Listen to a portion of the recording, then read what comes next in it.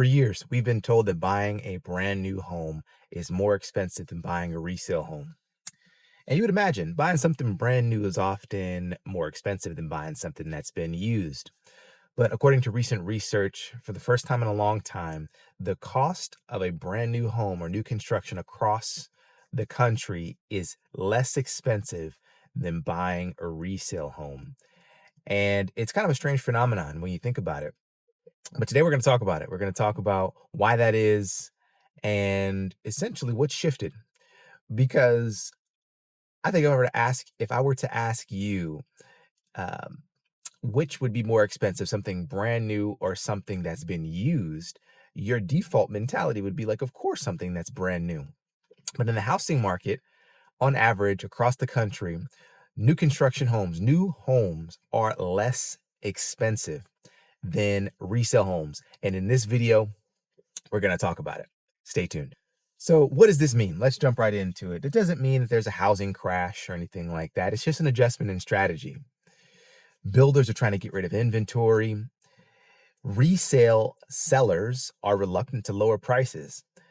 Folks who bought their homes at the top of the market or who have really low interest rates are reluctant to sell their home for less than what they bought it for. And as a result, homes are just more expensive. They're not adjusting down quick enough, or the price is the price that they want. And unless sellers are in a position where they need to sell, they're simply just not selling. So, what does that mean? If you look at new construction homes, builders are incentivized by different things. So, moving inventory, incentives in the state, in the city that they're building. They have a little bit more control over the interest rates with mortgage companies in-house, and they have a lot more flexibility to move inventory, and they are interested in volume for the most part. There's also change in regulation with this new housing bill coming, but there are also different things that they can afford to do to lower prices, and they simply just have a lot more inventory for these communities that they can move. So, according to recent surveys, the median home price for a new home across the country is $398,000 roughly. And the cost of a existing home or a resale home is $440,000. 398, 440. That is a huge difference, almost of $40,000. So as you can see, the average or medium cost, excuse me, of a home um, that's brand new is cheaper than that of a resale or pre-existing home. And I think it's a little unusual. I mean, wouldn't you? I mean, I think at the beginning of this video, I talked about the expectation for something new versus something that's used.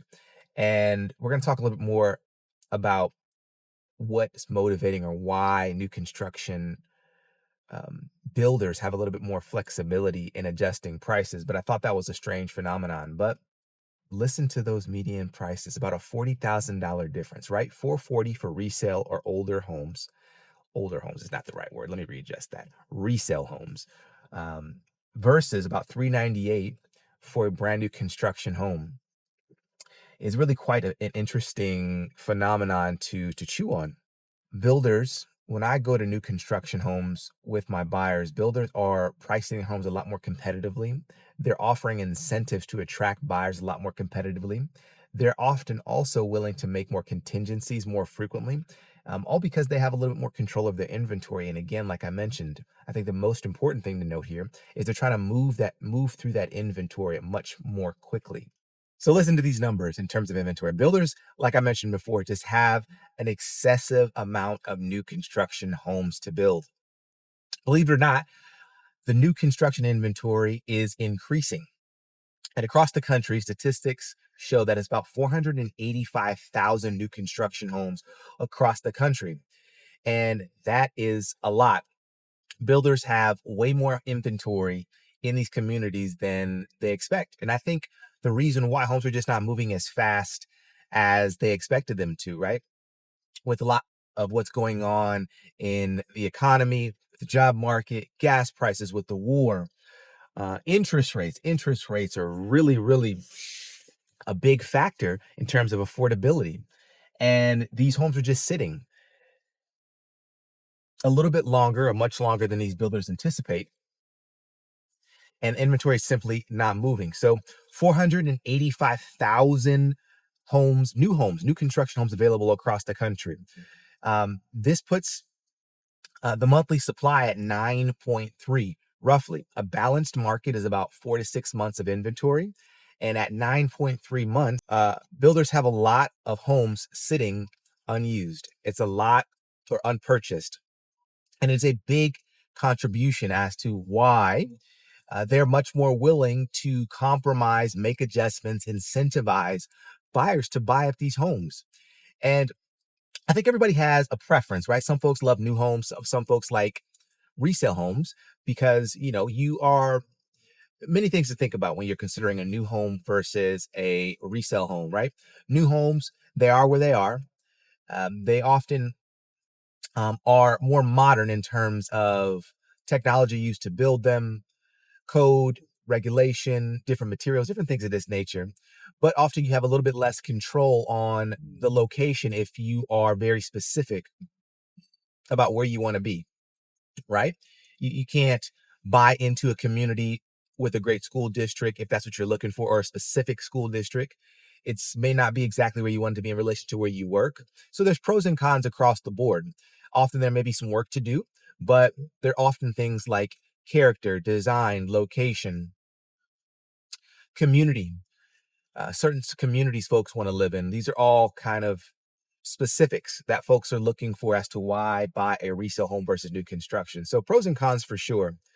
But with this inventory, there is a lot of essentially stock on the shelf, if you will, that are really allowing and encouraging new construction builders to make homes more affordable, or to move inventory a lot faster via incentives to buyers. Another thing to keep in mind is many resale homeowners, depending on their finances, they can afford to sit on their home a little bit more. So a resale buyer can afford to sit on their home a little bit longer. They aren't as motivated often. They often aren't in as much of a rush. They have a lot more wiggle room and control over what offers they accept, how long that home sits. Whereas buyers, every month whereas new construction builders, every month that home sits on the market, it costs them a little bit of money. So they are motivated to move inventory quickly. And it is one of the reasons why they have a lot more motivation to move that inventory. And as a result, offer new construction inventory at a more attractive price in most cases. They want to keep projects moving. They want to move on to the next community. And each month that a new construction home sits, costs go up. Holding costs, taxes, a whole slew of different things. But this is one of the reasons that builders have a lot more, let's call it incentive, to move that inventory. So another thing to note as to why and how builders are able to adjust prices. Keep in mind, builders often are offering price cuts in a variety of ways that are not always as obvious in terms of just strictly lowering the price. Their incentives are quite creative. It can be obviously lowering prices. It could be mortgage rate buy downs. This is often very attractive. You can negotiate with the builder to buy down your interest rate. Very attractive to lower your monthly costs. Closing cost assistance, free appliance packages, adding different appliances that are included in the home, blinds, finishing basements, building fences, different things of this nature are levers that these builders are pulling to move this inventory. Because like I mentioned, it is more of a issue for builders to hold on to inventory too long. So they are incentivized to move this inventory. But all of these different things that I mentioned are ways that builders can leverage, or different incentives builders have to move this inventory. But also as a buyer, these are all different things that you should ask. You should ask and see if that builder is willing to offer some of these things. If you find a community new construction home that you really, really like. Many buyers only compare list price, and obviously that's the most obvious. But if you don't ask, you don't know. And if you don't ask, you don't get. So with this information in mind, when you walk into a new construction community, Ask about these different things. Ask about what incentives they have going on. Ask about a rate buy down. Ask about a um, appliances. Ask about an appliance package, or negotiate different options to finish building. Like, can you finish the basement? Can you build me a fence? Different things of this nature. You'd be surprised, depending on the builder, how flexible they are, especially at certain times of the year. The closer to the end of the year that it gets, I found buyers are a lot more willing to negotiate to make sure that they close out that year with more sales. So keep in mind, another incentive, sometimes a builder can save on that monthly payment hundreds of dollars given the financial incentives that they're offering. Make sure you speak with a qualified lender about this, but make sure you ask the questions. What kind of incentives do you have for me financially? What type of credits are you offering? There's a lot of things and incentives builders often offer in terms of financing that can really help alleviate some of those financial expectations, simply if you're willing to ask and have that conversation. So another thing to keep in mind as to why resale homes are just much more expensive is those those sellers are in a totally different situation in most cases. Most of them, if they bought their home 5-10 years ago, they have an interest rate that is less than 5%. Now, in the market that we're in right now, that is a very, very attractive and beneficial interest rate. And in order for them to move and make adjustments, they would have to sell that home, and oftentimes they have to have a place to live, and they would have to buy another home at an interest rate that is almost double what they're paying. So you're essentially going to make money, but you're going to spend it all in purchasing a new home, and that is a very different um, position to be in. It's something to consider, and many sellers are keeping this in mind. It's very expensive to hop into a new home at a more expensive interest rate, which puts them in a very different position, a lot more selective, a lot more strategic, a lot more patient, and a lot more unwilling to drop that price if the numbers don't make sense. Many sellers are at a 5, 4, even 3% interest rate currently.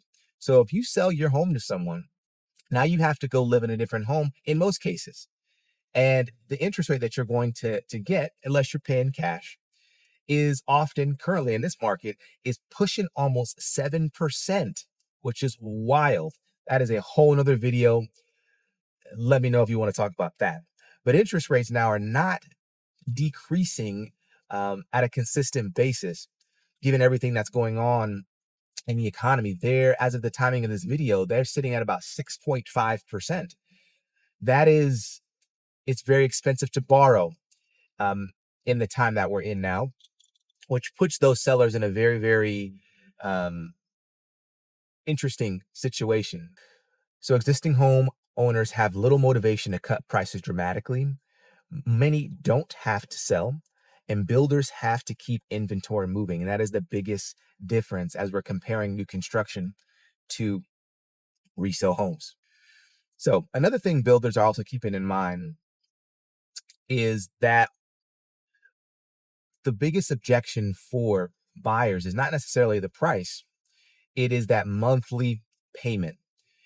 If a buyer can make sense and afford that monthly payment, the ticket price is not necessarily the biggest obstacle. The question often asked is, can I afford this month to month? And if the answer is yes, no matter if the home is 300,000, 400,000, or 500,000, it makes sense because most folks finance these purchases, and builders understand that. So they are able to build homes in a way where they can make or capitalize on this information. Builders are responding how so? By building smaller homes, reducing square footage, offering fewer luxury upgrades, using narrower lots and simpler floor plans. And it's allowing a lot more flexibility in the price and incentives, and being able to work with some of these buyers in a way that can really offer some big financial incentives, which would lower a buyer's monthly cost. So in addition to that, is this happening everywhere? Is this something that's happening in every market all across the country? No, it's not the case. Some markets it's happening a lot more than normal, specifically in markets during the pandemic where new construction homes were booming and where there was obviously land and space to build. So although this is an average across the country, you're going to see this phenomenon with new builders in states where new construction was shooting up during the pandemic, more so. Places like Texas, Florida, Tennessee, North Carolina. Some Northeast markets still have limited inventory. So if you're living in a place in the Northeast, this phenomenon may not impact you as much. You may not see this as much because those are the markets that didn't have as many new construction builds that happened during the pandemic. Again, these are average numbers across the country. So what do we get from all that? Real estate still remains hyper local. And this is information I'm sharing with you because depending on the markets you're living in and where you're living, this could be valuable information for you to keep in mind as you're on your home search. But real estate, more so now than ever, is hyper local. I can literally tell you a story about a market shifting, something becoming a seller's market versus a buyer's market on average. But as you nail down to the state, the county, the city, you could literally be in or looking in a county where it is the opposite of what I'm sharing with you now. So local real estate information is very important, and real estate is always hyper local. What does this mean for sellers? I think the first half of this video, I kept the focus on new builders and buyers. What does this mean for sellers in the resale market? This information equips you to know who you're competing with. If you're struggling to sell your home, if you're finding buyers walking away, if you are not getting as many offers, understand who you're competing with. You're competing with a brand new product with a seller that has a lot more flexibility and incentives to draw those buyers in. You're competing with things like lower interest rates, closing cost incentives, warranty coverages, brand new finishes, energy efficient homes, and smart homes. And if you know this as a reseller, as a person or as a homeowner selling your home that is not brand new, it allows you to take this information and compete. If you're a seller and you ignore those incentives and not pricing your home accordingly or not being willing to negotiate, your home is simply going to sit much longer than you anticipate. My suggestion, what I recommend is sellers, what is my competitive advantage in the market that I'm in? What am I going to offer buyers that's going to make my home that's obviously not brand new more competitive to the buyers that are inquiring? Especially if you live in a place where you see new construction homes popping up all around you. And this is about understanding the market that you're in, the market that you're selling your home in, and how quickly you are looking to sell your home.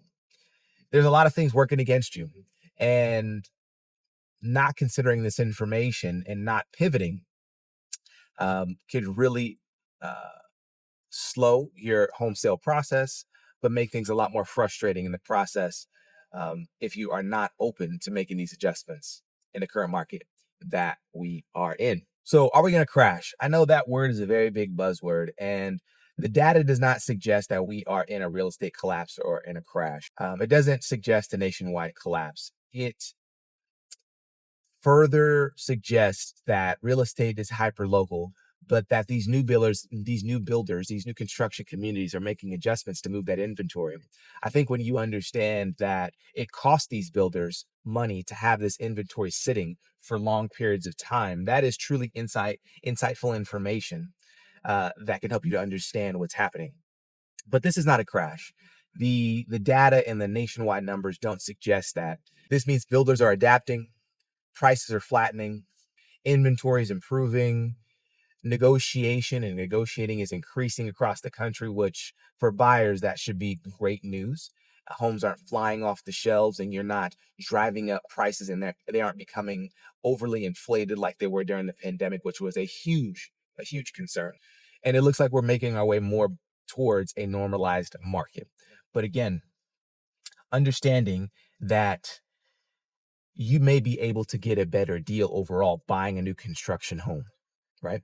And if you're a seller, understanding who you're competing with could help you to move your home, if needed, much more quickly by finding your one or two most competitive advantages as buyers start to inquire about your home.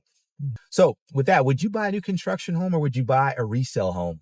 I always find this question interesting when I'm working with new buyers and to understand why they're going after a new home versus a resale home. I hear things like, I just want to be the first one to live in a house. I don't want any issues. And they associate brand new homes with no issues, which is not always the case, but I understand.